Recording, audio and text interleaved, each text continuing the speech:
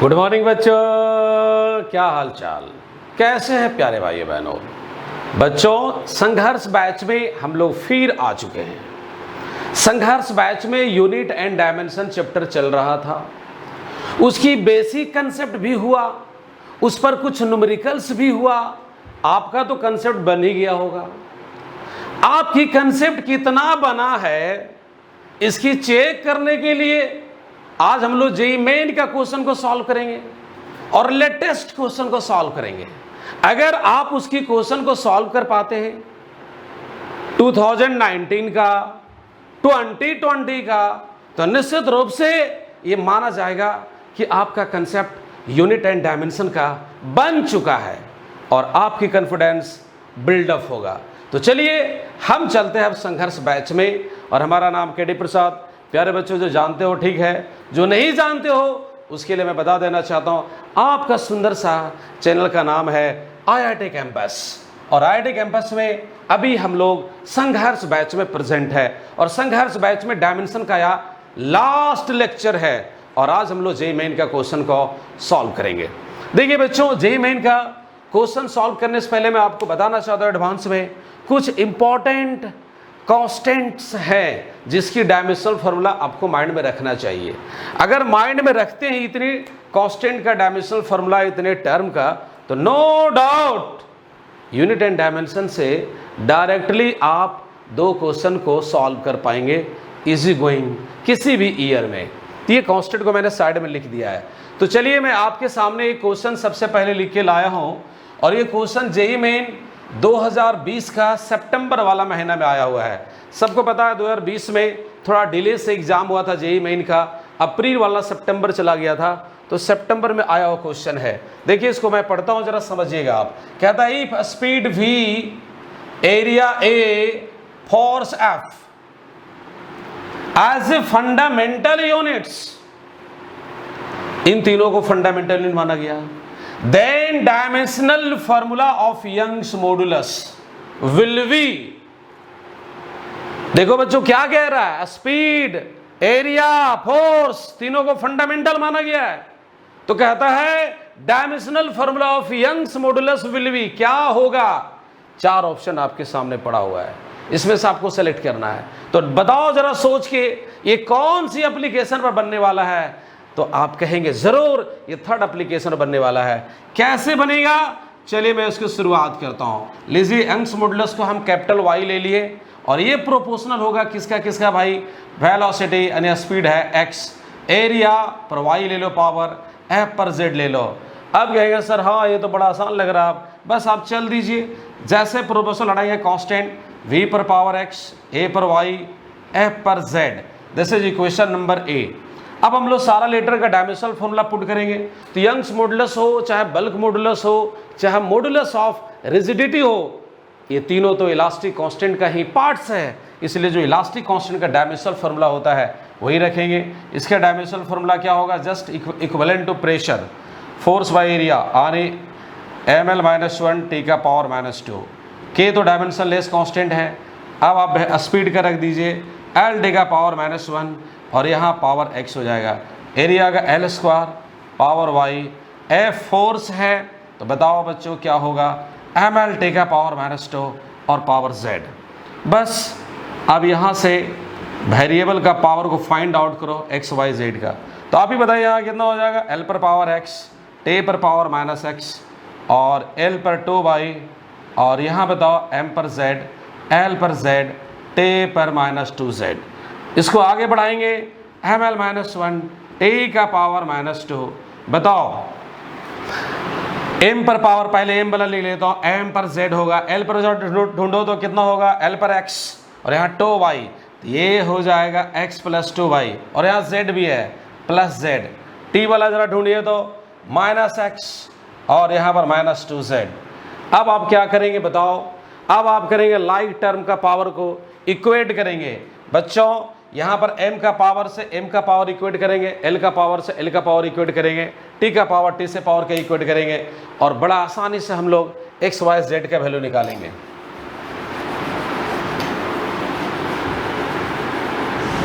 यहाँ देखिए आपको क्या मिलने वाला है, m का पावर z है और यहाँ आपको m का पावर 1 है, z इक्वल टू 1 हो गया। अब आप x वाला ले लीजिए -x -2z, और यहाँ पर t का पावर है -2, z आप निकाले हुए हैं इंटू 1 -2, ये -x और ये -2 है बच्चों, तो -2 + 2 कट जाएगा और आपको आ गया है x इक्वल टू 0। x भी निकल गया, z भी निकल गया। अब आपको निकालना कौन है, y निकालना है। तो l का पावर ले लीजिए, l का पावर कितना है, x + 2y + z, और यहाँ बताइए l का पावर कितना है, -1। आप ही बताओ, x निकाले हुए हैं, जी हाँ 0, 2 × y, z निकाले हुए हैं 1, और यहाँ पर है -1। देखिए इधर लिख रहा हूँ, तो 2y equal to -2, y equal to -1। कैसे हो गया, ये देखो उधर जाएगा तो -2 होगा। आप x भी निकाल चुके हैं, y भी निकाल चुके हैं, z भी निकाल चुके हैं। बस यहाँ पे आप रखिए और देखिए आपका कौन सा ऑप्शन आने वाला है। ये हो जाएगा k, v पर पावर x था, आपने लाया है 0, और a पर पावर y था, आप लाए हैं कितना बताओ, -1। फिर आपका क्या था भाई, f पर पावर z था, z का वैल्यू कितना लाए बताइए, तो z का वैल्यू 1। ज़रा आप देखिए कौन सा ऑप्शन आपका सही हो रहा है, ढूंढिए कौन सा ऑप्शन है। v पर 0, a पर पावर -1, f पर 1, तो ऑप्शन नंबर बी। तो ये था आपका 2020 जेईई मेन सितंबर में आया हुआ क्वेश्चन। अब हम चलते हैं अगले क्वेश्चन की ओर, 2-4-5 क्वेश्चन बनाते हैं, आपकी कंसेप्ट बिल्डअप होगा। लीजिए क्वेश्चन अगला मैं बताने जा रहा हूं, इसको रफ कर देते हैं।